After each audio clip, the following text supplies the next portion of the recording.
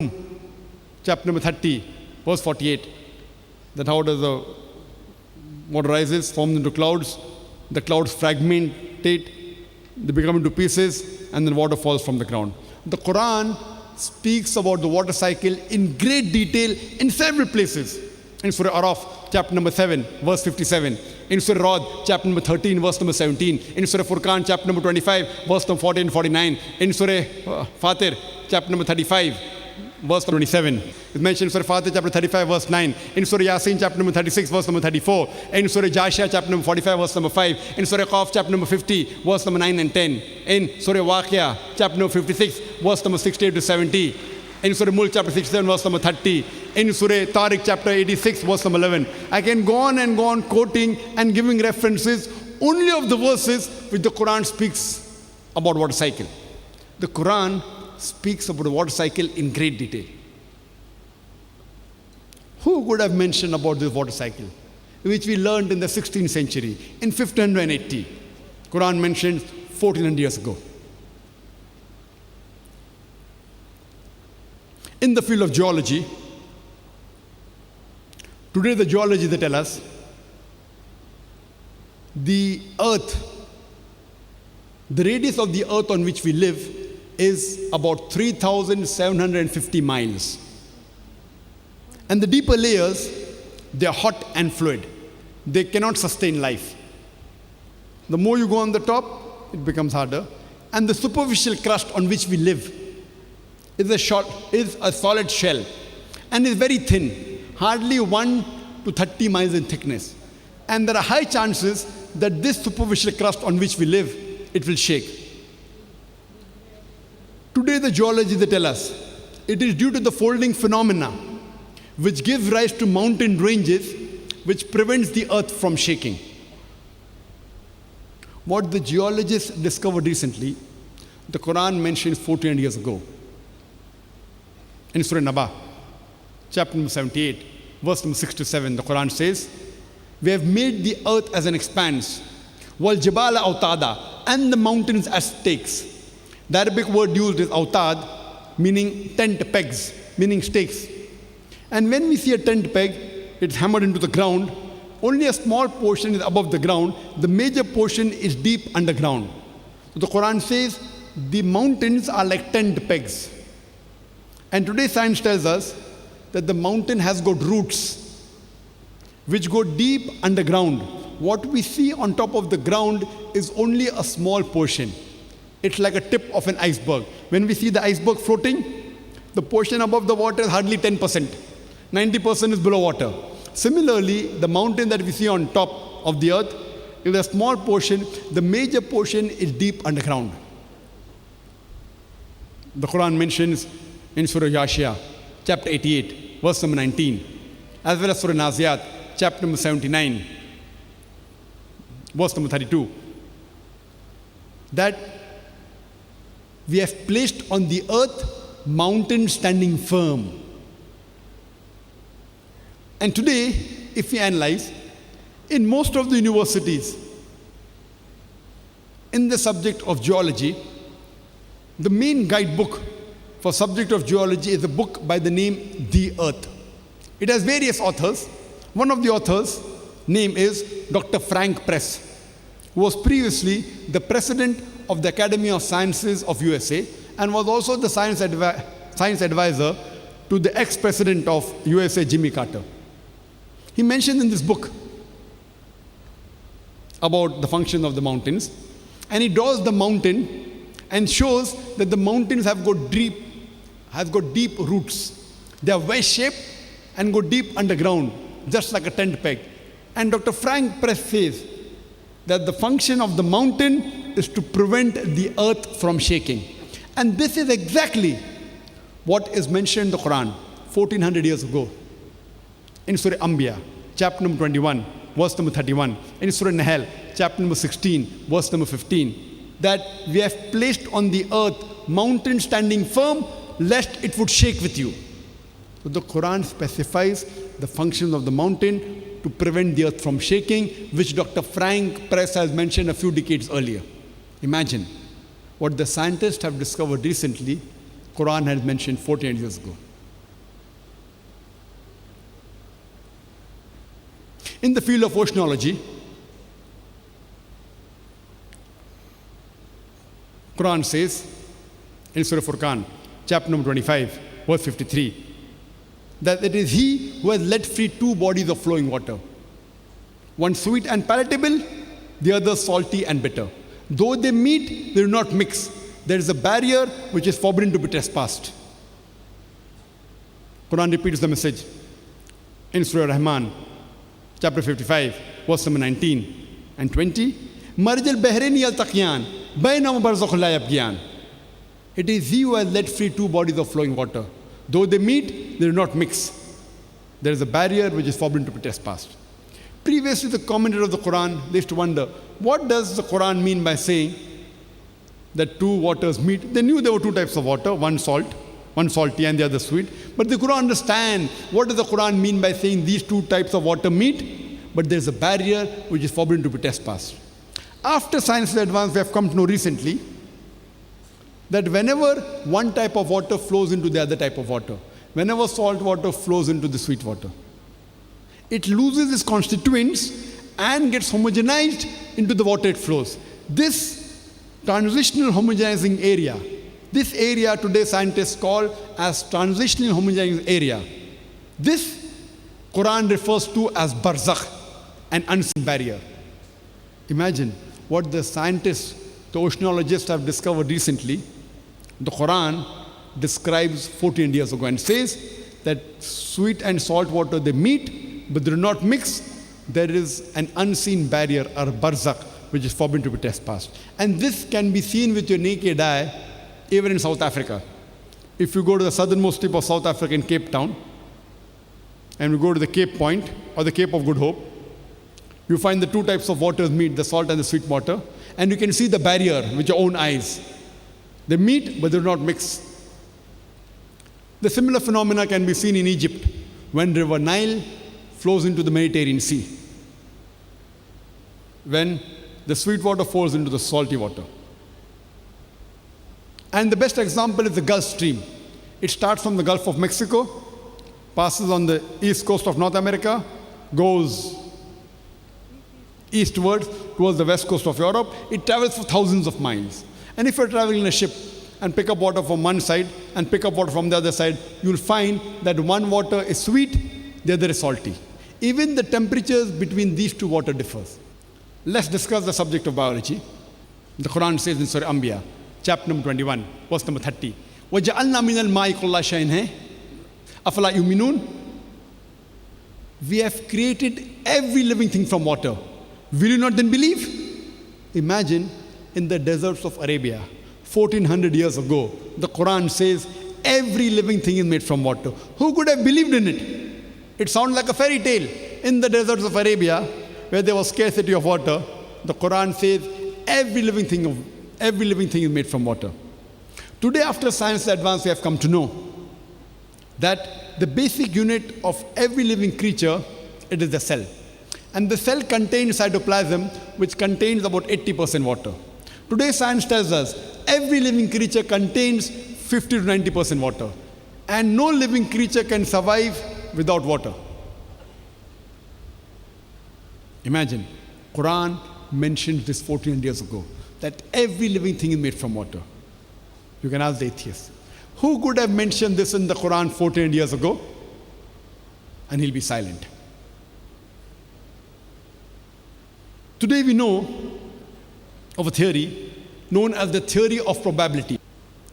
Theory of probability means if you make a wild guess, what are the chances that you'll be right? For example, if you toss a coin, it can either be heads or tails. Two options. If you make a wild guess, it's head. The chances you'll be correct is 1 upon 2. It's 50%. Suppose if you toss a coin the second time, the chances you'll be correct the second time also will be 1 upon 2 is 50%. The chances that you'll be right both the times, the first time you toss a coin and the second time you toss a coin, is 1 upon 2 into 1 upon 2 is equal to 1 upon 4. 50% of 50% is equal to 25%. This is called as the theory of probability. If you toss a coin thrice, and if you make a wild guess, the chances that you will be right all 3 times is 1 upon 2 into 1 upon 2 into 1 upon 2 is equal to 1 upon 8. It's equal to 12 is 50% of 50% of 50% is 12.5%. Suppose you throw a dice. Options are either 1, 2, 3, 4, 5, 6. It's a cube. There are 6 options. The chances that if you make a wild guess and you'll be right when you throw a dice is 1 upon 6. If you throw a dice twice, the chances that you'll be right both the times is 1 upon 6 into 1 upon 6 is 1 upon 36. This is called as theory of probability. Suppose someone says what is mentioned in the Quran is guesswork, is fluke. Let's put this theory of probability to the Quran. Quran says the earth, the shape of the earth is spherical. Suppose the shape of the earth, you can think of 10 things. Maybe triangular, maybe quadrangle, maybe heptagonal, maybe octagonal. Maybe there are 10 shapes that you can think of. Some will say spherical, some will say cylindrical. The chances that someone make a wild guess and the answer being correct is, if there are 10 options, the 2 options, the chances someone makes a wild guess and he'll be correct is only 5%. Now, Quran says that every living thing is made of water. Now, if you start thinking, what can the living creature be made of? You can think of 1,000 things. You may think of sand, you may think of wood, you may think of stone, you may think of skin, you may think of bone. You may think of aluminium, you may think of steel, you may think of iron. 1,000 things you can think of. Water, oil. The chances that if you make a wild guess and you'll be correct is 1 upon 1,000. 1 upon 1,000 is 0.1%. 1 upon 1,000. The chances that the world is spherical, light of the moon is borrowed light, and every living thing is made from water. All 3 things being correct is 1 upon 10 into 1 upon 2 into 1 upon 1,000 is equal to 1 upon 20,000. It comes to 0.05%. Only in these 3 things, the probability of someone being right is 0.05%. I've already mentioned so many scientific facts, and I'm going to mention more. I can keep on quoting. You can think for yourself, you being the intelligent audience, that if someone makes a wild guess, and all these being right, it will be 0.00000000. When will the 1 come? I don't know. And today science tells us, and mathematics tells us, that if 10 raised to 50 zeros, the answer is 0. 10 raised to negative 50 zeros, the answer is 0. So besides Quran saying every living thing is made from water in Surah Anbiya, chapter number 21, verse number 30. It says in Surah Nur, chapter number 24, verse number 45, we have created every animal from water. Quran says in Surah Furqan, chapter number 25, verse number 54, we have created every human being from water. If you apply the theory of probability to all these scientific facts I'm quoting, and you can think of the options, in some of the scientific facts, the option can be 1,000, some can be 10,000, some can be 2, some can be 100, some can be 500. If you keep on multiplying 1 upon 500, 1 upon 10,000, 1 upon 1,000, the net result will be 0. In the field of botany, previously we thought only the human beings have sexes and the animals have sexes, male and female.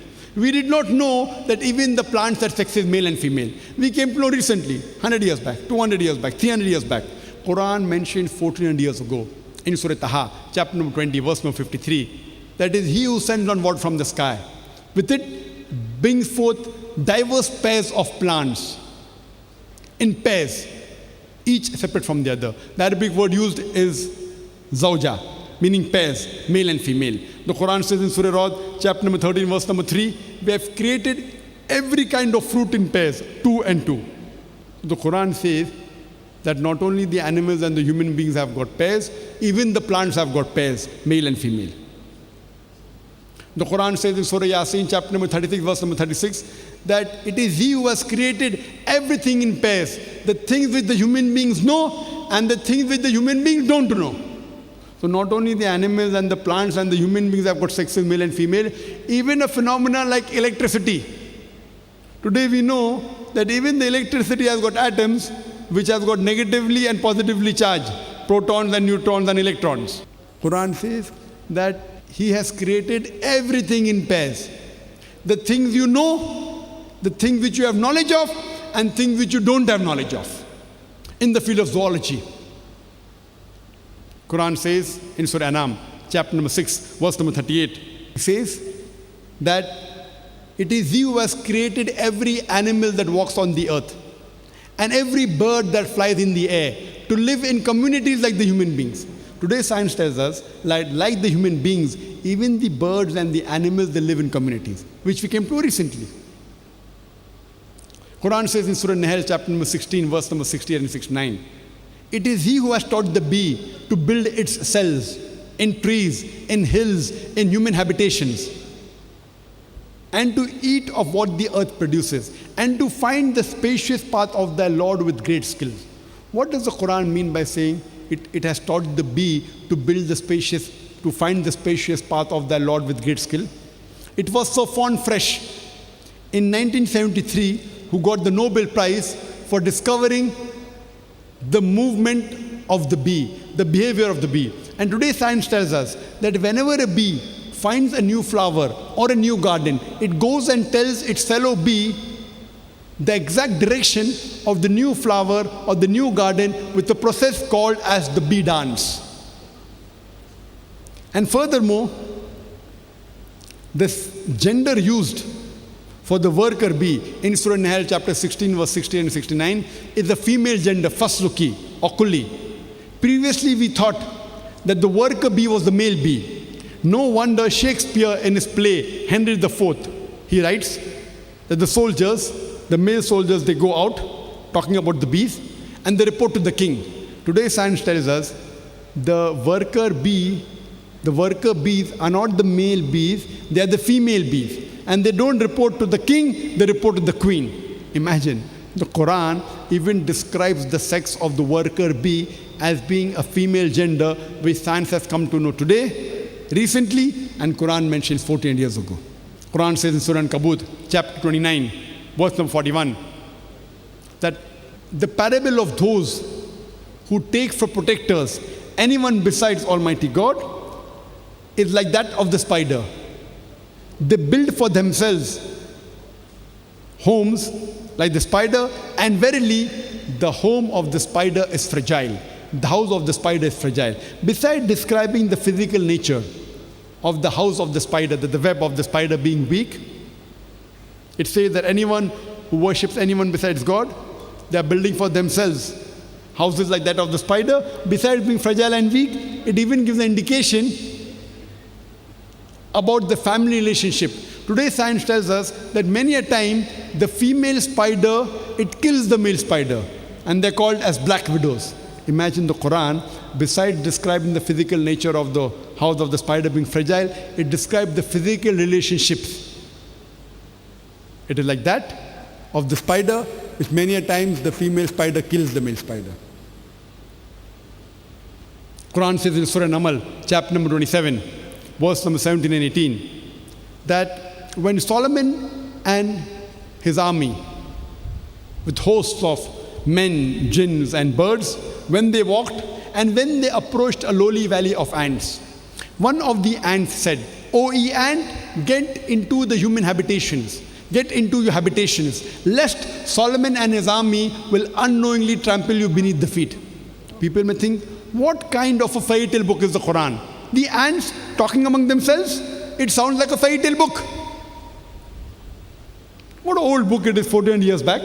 But today, after science has advanced, we have come to know that the animal or insect which has the closest resemblance to the lifestyle of the human being, it is the ant. The ant buries the dead the same way as we human beings do. They have a very sophisticated method of labor in which they have managers, they have foremen, they have supervisors, they have workers.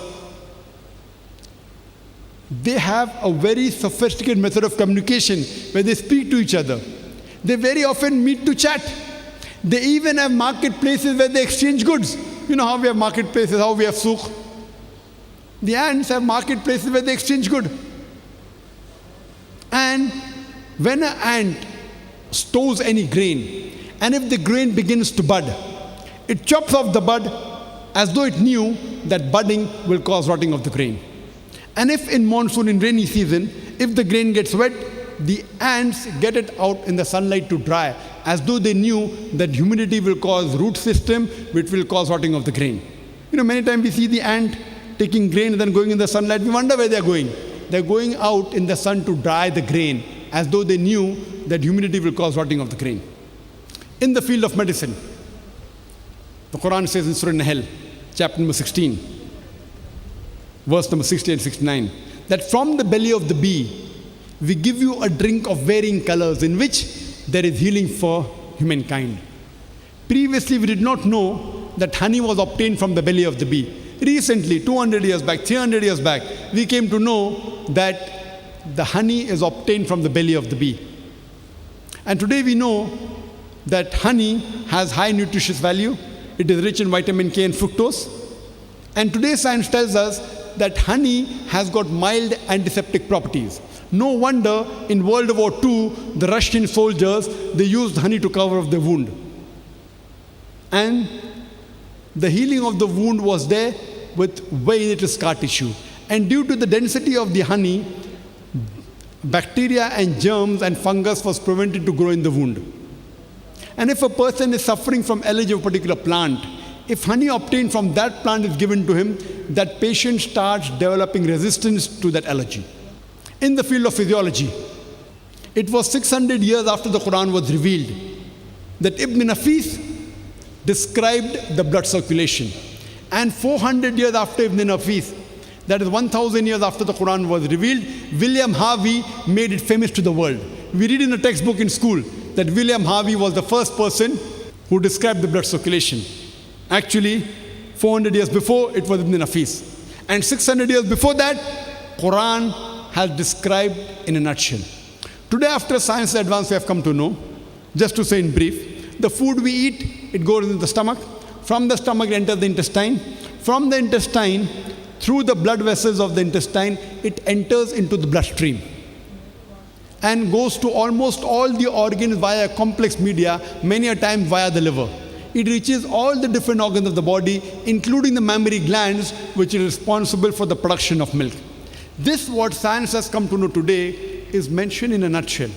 The production of milk and the blood circulation in the Quran in Surah Nahl, chapter number 16, verse number 66, it says, "Verily in the cattle is a lesson for you. We give you to drink from what is within the body," coming from a conjunction between the constituents of the intestine and blood. Milk which is pure for you to have. The same message repeated in Surah Mu'minun, chapter number 23, verse number 21, that verily in the cattle is a lesson for you. We give you to drink from what is within the body, milk which is pure for you and good for you. And in the cattle there are numerous benefits. There are numerous benefits. And of the meat you can eat. Who could have mentioned all these things in the Quran 14 years ago? In the field of embryology, there were a group of Arab students about 30 years back who followed the advice of the Quran, which says, "Fas'alu ahla zikri in kuntum la ta'lamun." In Surah Nahl, chapter 16, verse 43, and Surah Anbiya, chapter number 21, verse number 7, which says that if you are in doubt, ask the person who is knowledgeable. So they collected all the material and all the data given in the Quran and the authentic hadith dealing with embryology, and they presented it to Professor Keith Moore. At that time, in the early 1980s and the late 1970s, Professor Keith Moore was one of the highest authorities in the field of embryology. He was head of the Department of Anatomy in the University of Toronto in Canada. And they translated all these verses of the Quran and the hadith and presented to him and asked him for his comments. He said that most of the things mentioned in the Quran are in perfect conformity with modern embryology. But there are a few things which I cannot say that they are right. Neither can I say they are wrong because I myself don't know about it. And one such thing is the first two verses of the Quran. Surah Iqra, Surah Alaq, chapter 96, verse number 1 and 2, which says, Iqra bismi rabbika allazi khalaq. Khalaqal insana min alaq. Read, recite, proclaim in the name of thy Lord who created the human beings from something which clings, a leech-like substance. So Professor Keith Moore said, I do not know whether the embryo in the initial stages looks like a leech or not. So he went into the laboratory and under a very powerful microscope observed the early stages of an embryology, the early stages of an embryo, and compared it with the photograph of a leech. And he was astonished at the striking resemblance. And later on, when a variety question was asked to him regarding embryology from Quran and Hadith, he told him, it's in early part of 1980s, about 30 years back, he said that if you would have asked me these questions 30 years before, I would not be able to answer more than 50% because embryology is a branch of medicine which I developed recently. And he said, I have got no objection in agreeing that this book is divine and Prophet Muhammad is the messenger. The Quran says in Surah Tariq, chapter 86, verse number 5 to 7, does not man think from what is created? Does not man know from what is created? He is created from a drop, emitted from a space between the backbone and the ribs. What does the Quran mean by saying that human beings have been created from a drop, emitted between the backbone and the ribs? Today, after science has advanced and embryology has advanced, we have come to know that the genital organs in the human beings, the testicles in the males and the ovaries in the females, in the embryonic life, when the child is in the womb of the mother, it originates from a space from where the kidney is present, between the backbones and the 11th and 12th rib. Later on, it descends down. In the female, the ovary goes to the true pelvis, and in the male, it descends down lower through the inguinal canal into the scrotum. But even in the adult life, after the ovaries and testicles have descended, yet they receive the blood supply and the nerve supply from the same space from where the kidney is present between the backbone and the 11th and 12th rib. The blood supply comes from the aorta, which is present between the backbone and the 11th and 12th rib. And even the venous return and the lymphatic drainage goes back to the same area between the backbone and the 11th and 12th rib. Quran says in Surah Mu'minun, chapter number 23, verse number 13, as well as Surah Hajj, chapter 22, verse number 5. We have created the human beings from a nutfa. A nutfa means a minute quantity of liquid, a very small quantity. The Quran says in Surah Sajda, chapter number 32, verse number 8, we have created the human beings from sulala. Sulala means the best part of the whole. Today science tells us, in one emission normally, in one ejaculation, a normal man emits about 300 million sperms. And out of 300 million sperms, only one is sufficient to fertilize the ova. This minute quantity is called as a nutfa. It is even called as solala, the best part of the whole. One out of 300 million sperms, the Quran refers to as solala, the best part of the whole. The Quran further says in Surah Insan, chapter 76, verse number 2, that we have created the human being from nutfatin amshaj, a mingled quantity, a minute quantity of mingled fluids. Today science tells us that both the fluids are required, the male and the female. The spermatozoa as well as ovum is required. And besides that, the other fluids secreted from the testicles, from the seminal vesicle, from the prostatic glands, from the glands of the ureter, all these fluids also help in the production of the child. Quran says a minute quantity of mingled fluid. In the field of genetics, today science tells us that the 23rd pair of chromosomes is responsible for the sex of the child. If it's XX, it's the female. If it's XY, it's the male. And today's science tells us that it is the male fluid. It is the sperm which is responsible for deciding the sex of the child. If the X of the sperm takes part in fertilization, a female is born. If Y takes part, a male is born. This was discovered recently in science, 50 years back, 100 years back. Quran mentions 14 years ago in Surah Najm, chapter 53, verse number 45 and 46, that it is He who has created the human being from a minute quantity of liquid ejaculated from a male and gave it sex, male and female. The Arabic word is nutfa, minute quantity of liquid, and the Arabic word is tumna, ejaculated from a male. And then it got sex as male and female. The Quran repeats the message in Surah Qiyamah, chapter number 75, verse number 37 to 39, that we have created the human being from a minute quantity of sperm, nutfatin mani yumna, a minute quantity of sperm.